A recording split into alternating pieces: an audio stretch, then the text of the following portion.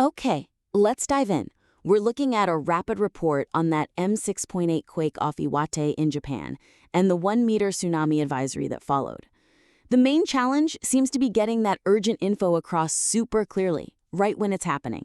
And I liked how quickly the writer gets to the M6.8 and the tsunami advisory. That's obviously the key info. But let's maybe look closer at how that opening section is built, just to make sure it hits the reader with maximum impact from the very first word. Yeah, I agree. The core message is definitely there. But I think the initial paragraphs, well, they suffer a bit from repetition, and that slows down the really crucial reporting of the event itself. Repetition? Mm-hmm. The thing is, the basic details, the M6.8, Iwate, the 1-meter advisory, they're actually stated several times in just the first few sentences. Ah. And that kind of redundancy, it just dulls the impact a bit. Makes the opening feel less sharp than you'd want for, a rapid alert. Plus, we see some technical details like the different magnitudes from USGS and India's NCS sort of mixed in where they break the flow of that core safety message. Okay. I see what you mean about the technical details, maybe breaking the flow. But isn't restating the core facts quickly, doesn't that maybe help reinforce the urgency in a crisis? It can, absolutely. But I think here it kind of crosses the line into structural clutter. Okay. What we'd suggest is consolidating those essential facts right up front, maximum punch, and then create a separate, clear section afterwards for the deeper comparative technical stuff. Right. It really separates the what's happening and what's the immediate threat from the, okay, how exactly did we measure this? So for example, the writer could maybe pull that core advisory info into one single really sharp opening sentence. Something like, Japan issued a tsunami advisory for Iwate Prefecture, warning of a possible 1-meter high wave following an offshore earthquake of magnitude 6.8. That's the news. Bam! Exactly.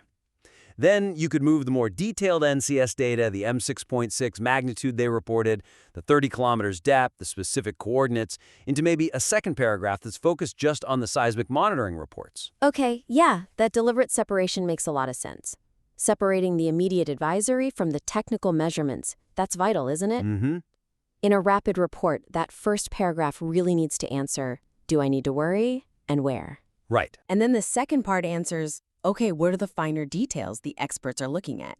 It stops those technical points from slowing down the critical safety message. It really sharpens the focus. I mean, let's be honest, a difference of 0.2 magnitude or the exact coordinates, that's crucial for seismologists, sure. But not for the average person trying to figure out if they need to move. Exactly. It's just noise at that point. So clarity first, then the technical depth. That's a really key point about structure and pacing.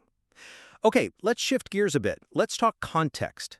The report does a pretty good job linking this current M6.8 event back to the huge memory of the 2011 Tohoku disaster. Yeah, the Fukushima connection. Right. And that history really explains why the alert level is so high, That connection is definitely powerful, and it's necessary context, I agree.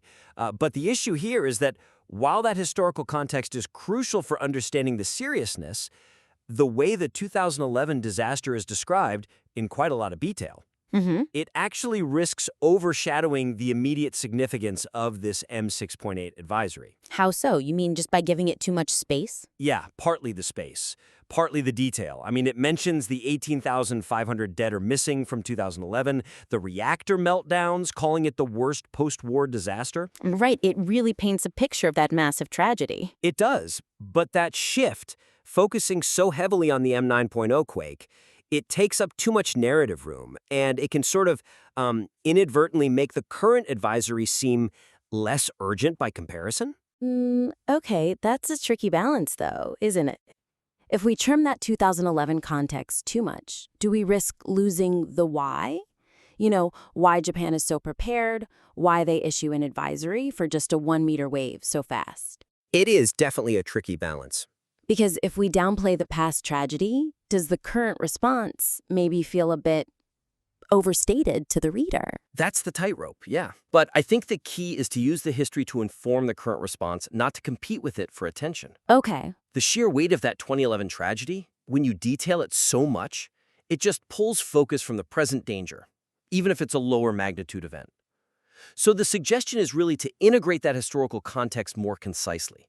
Use it specifically to explain the population's heightened state of alert now, rather than giving a full historical summary that pulls the reader completely back to 2011. So less of a history lesson, more of a quick, this is why people are on edge. Exactly.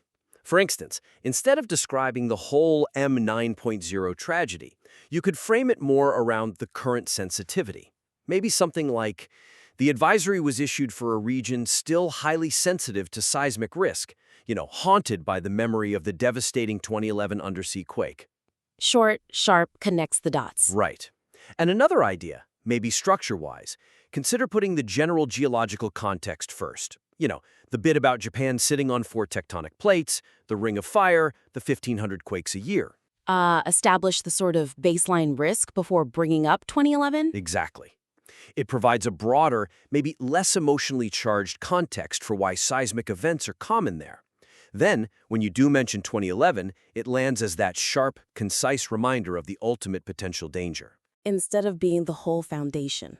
Okay, that way the history becomes more of a symbol, a quick reference, keeping the focus firmly on the current situation. Precisely.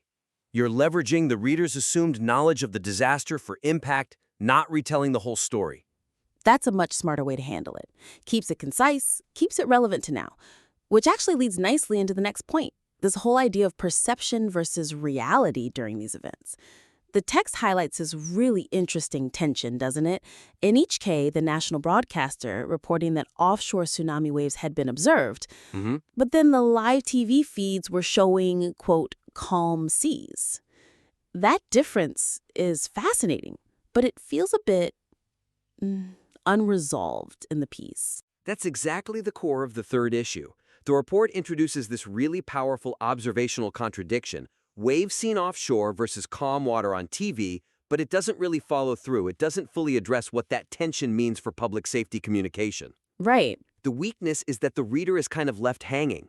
They don't understand why people were being urged to evacuate or stay away from the coast if the pictures they were seeing showed everything looking normal. Yeah, and that gap could actually undermine the warning itself, couldn't it? If I'm watching TV and see calm water, I might think, they're overreacting. We see the danger immediately. So the suggestion is to use that tension constructively, explain the caution officials have to take, clarify the difference between detecting waves offshore, maybe with buoys or special cameras. Things we wouldn't see on a normal coastal camera feed. Exactly, versus what you can visually see right at the coast. It elevates the report from just stating facts to providing essential public understanding. So, concretely, right after mentioning the calm seas on TV, you could immediately follow up with a brief explanation. Maybe something about how offshore waves, the kind NHK likely meant, Observed by buoys or something. Right. Plankton can travel incredibly fast, but look really small, almost insignificant, out in the deep ocean. They only build up height when they hit shallower coastal water. So you're not just reporting the contradiction, you're explaining why it exists and why the warning is still totally valid. Exactly. It reinforces the logic behind telling people don't go near the coast, even if their own eyes are telling them it looks fine right now. Or, another angle, you could use the context of the 1-meter advisory itself. Explain that even a wave that size isn't necessarily huge visually far offshore, but it's still dangerous. Yeah, it can cause strong currents, sweep people away, damage small boats. Right. You need to bridge that gap in understanding for the reader. Don't just leave that tension hanging there. It makes the report so much stronger, turning into more of an explainer about risk communication. Those are really solid, actionable points. Okay, so just to recap the main areas we looked at today.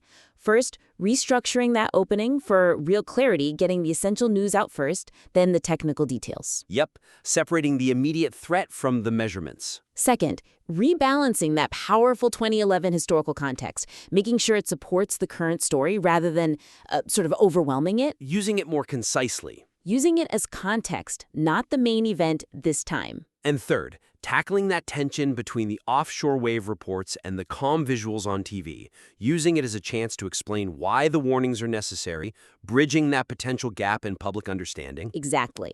And I think the overall goal really is just ensuring that the significance of this current event, the M6.8 advisory, is highlighted cleanly, powerfully. It should be supported by the context, not kind of drowned out by it. Excellent. So the invitation is, as always, take these thoughts, refine the material based on this feedback, and please do submit it back again. We'd be really interested to see how you integrate these changes.